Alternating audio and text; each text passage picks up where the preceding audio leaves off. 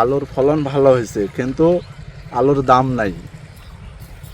আলু যেমন মানুষ লাথি দিয়ে বেড়ায়, তেমনি আলু এরকম খুঁটো বাড়িতে পড়ে আছে। উত্তরের জেলা ঠাকুরগাঁও আলু উৎপাদনে বিখ্যাত হলেও গত 15 বছরের মধ্যে 9 বছরই আলুতে লোকসান গুনছেন কৃষকরা। লোকসানের 9 বছরের মধ্যে 4 বছর পুঁজি ফেরত পাননি অনেক কৃষক। এবারেও বাজারে নেই ভালো দাম, নেই ক্রেতার সাড়া।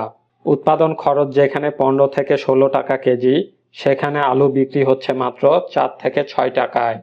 লোকসানের ভারে দিশেহারা জেলার হাজার হাজার কৃষক। উর্বর মাটি ও অনুকূল আবহাওয়ার কারণে প্রতি বছর ব্যাপক আকারে আলু চাষ হয় ঠাকুরগাঁওয়ে। গত বছর 34,000 হেক্টর জমিতে আলুর চাষ হলেও এবার হয়েছে প্রায় 30,000 হেক্টরে। আবাদ কমলেও সংকট কমেনি, বরং বেড়েছে দুশ্চিন্তা। মৌসুমের শুরুতে কিছুটা দাম থাকলেও এখন বাজারে আলু বিক্রি হচ্ছে মাত্র 4 থেকে 6 টাকা কেজি দরে, অথচ উৎপাদন খরচ 15 থেকে 16 টাকা, অর্থাৎ প্রতি কেজিতে লোকসান 9 থেকে 11 টাকা। দাম না থাকায় অনেকেই আলু গরুর খাবার হিসেবে ব্যবহার করছেন। কেউ কেউ হিমাগারে সংরক্ষণ করেও শেষ পর্যন্ত বের করছেন না, কারণ বাজারে নেই ক্রেতা। গত মৌসুমে 22 টাকা কেজি দরে 50,000 মেট্রিক টন আলু কেনার ঘোষণা থাকলেও কৃষকদের অভিযোগ তা বাস্তবায়ন হয়নি। 1 কেজি আলু উৎপাদনে খরচ 15 থেকে 16 টাকা, আর বিক্রি হচ্ছে 4 থেকে 6 টাকা। লাভ তো দূরের কথা, ধার দেনা শোধ করতেই পারছেন না বলে অভিযোগ কৃষকদের। কৃষকরা বলছেন গত বছর লোকসান হয়েছে, এবারও হলে কৃষক আর থাকবে না। সরকার যদি দ্রুত আলু কেনে তাহলে কিছুটা উপকৃত হবেন তারা। উৎপাদন খরচ 1 কেজি আলুতে 15-16 টাকা খরচা পড়ে। বিক্রি হচ্ছে গেনেলা আলু 4 টাকা, স্টিক হচ্ছে 6 টাকা। বুঝছেন? তা আমাদের সার বিষের দাম কঠিন, কৃষকদের অর্ধেক করে লস যাচ্ছে। গতবারও লস খেয়েছি, এবারও যদি লস খাই, কৃষক থাকবে না বাংলাদেশে। মানে গতবারে আমরা আলু করছি, গতবারে তো অনেক লস, এবারেও লস।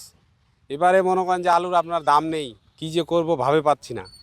মানে গতবারকার ধার দেনা ফের এবারের ধার দেনা, মানে আমরা খুব অসহায় হয়ে গেছি। মানে এলাকায় থাকতে পারবো কিনা এরকম মানে আশঙ্কায় পড়ে গেছি, যাতে সরকার এটাতে একটু মনোযোগ। এগুলো ফার্মে যাবে এই আলু। আলু তো দাম নাই, এখন 4 টাকা কেজি গরুকে খাওয়ালে অনেক উপকার আছে। এই জন্য মানুষ এখন আলু আলু গরু খাওয়াচ্ছে। গতবারের তুলনায় এবার আলুর দাম খুবই কম। আমরা কৃষক গতবারেও আলু করছি, কোল্ড স্টোরে রাখছি, বাইর করি নাই।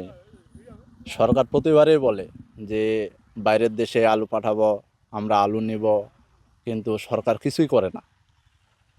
তা সরকারের উপর আমরা ডিপেন্ড করে প্রতিবারে আলু করে আসতেছি। তো প্রতিবারে যদি আমরা লস খাই, তাহলে আমরা কৃষিতে কিভাবে দাঁড়ায় থাকবো? জেলা কৃষি সম্প্রসারণ অধিদপ্তরের উপপরিচালক জানান, চাহিদার চেয়ে বেশি উৎপাদন হচ্ছে আলু। অতিরিক্ত উৎপাদনকে প্রসেসিং বা রপ্তানির আওতায় আনতে হবে। আলু থেকে স্টার্চ তৈরি হয়, যা ওষুধ ও খাদ্য শিল্পে ব্যবহৃত হচ্ছে।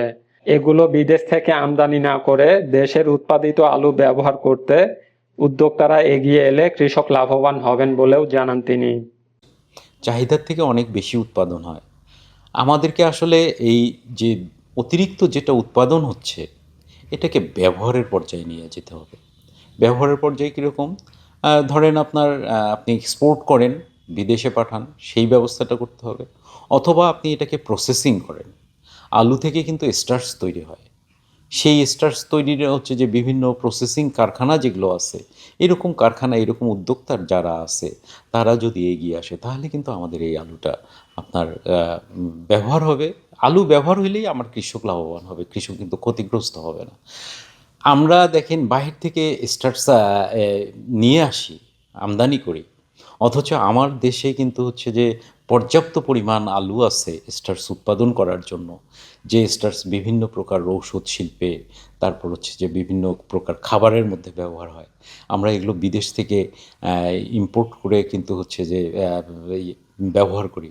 অথচ কোনো উদ্যোক্তা যদি একটু এগিয়ে আসে, যদি বড় একটা ইন্ডাস্ট্রি করে, তাহলে কিন্তু আমাদের দেশেই এটা উৎপাদন করা সম্ভব। এবং তাহলে কি হবে যে আমাদের কৃষক যারা আছে, যারা আলু চাষি আছে, তারা ক্ষতিগ্রস্ত হবে না, তার আলুটা তখন ওই ইন্ডাস্ট্রিতে ব্যবহার হবে।